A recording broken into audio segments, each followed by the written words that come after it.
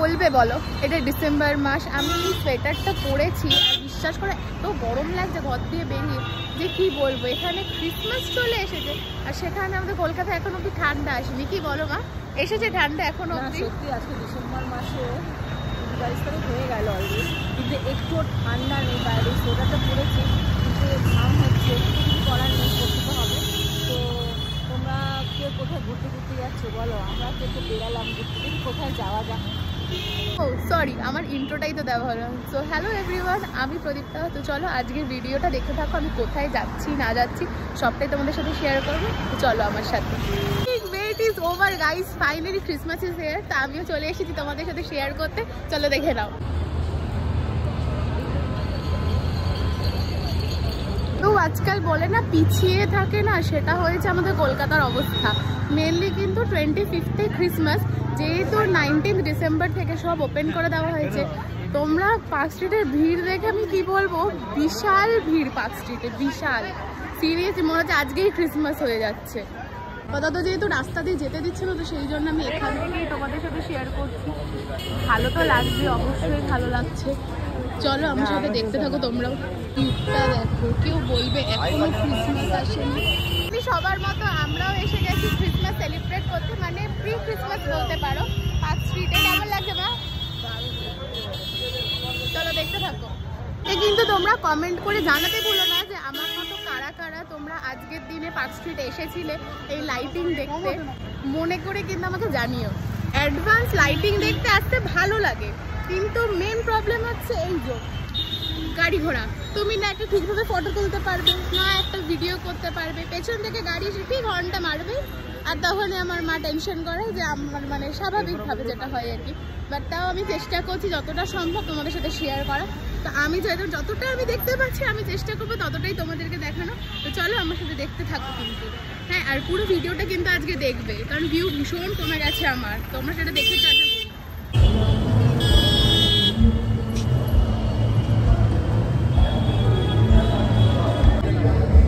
এসেছি অ্যালেন পার্কে।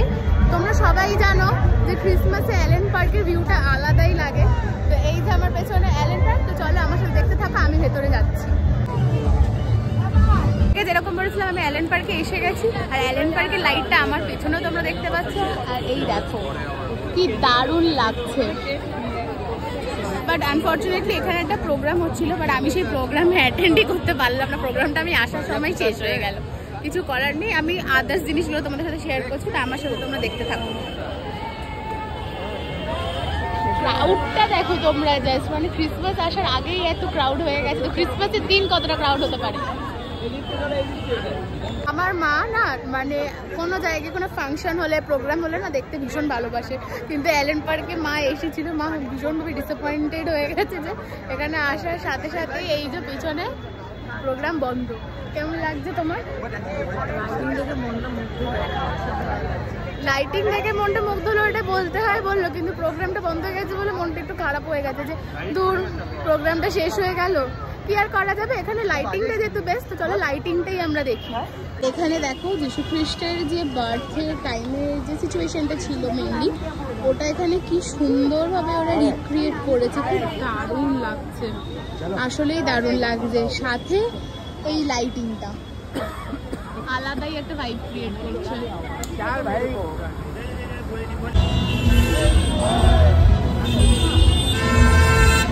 আজকে প্রচুর মানে আমরা আজকে প্রচুর ভিডিও ফটো অনেক কিছু তুলেছি, একদম ফুল স্যাটিসফাইড। এবার ভীষণ জোরে খিদে পেয়েছে, কারণ অনেকক্ষণ হয়েছে এসে, প্রায় 1-1.5 ঘন্টা হয়ে গেছে আমরা এসেছি। তো এখন খুব জোরে খিদে পেয়েছে। তো দেখি চলো, এখানে খাবারের অনেক স্টল আছে, না হলে কুসুম রোল তো সবার ম্যান্ডেটারি, মানে আমার ম্যান্ডেটারি বলবো না, এখানে আসলে মাঝে মাঝে খাই, ঠিক আছে। আর পার্ক স্ট্রিট এরিয়াতে মানে প্রায় অনেকদিন পরেই এসেছি, তো দেখা যায় কি খাই সেটাও তোমাদের সাথে শেয়ার করবো। তো চলো, রাস্তায় যেতে যেতে তোমরা অনেকগুলোই মোটামুটি ফুড স্টল পেয়ে যাবে। এখানে যেমন একটা, এখানে আর একটা, বেশ ভালো। তো দেখি কোথায় কি খাওয়া যায়।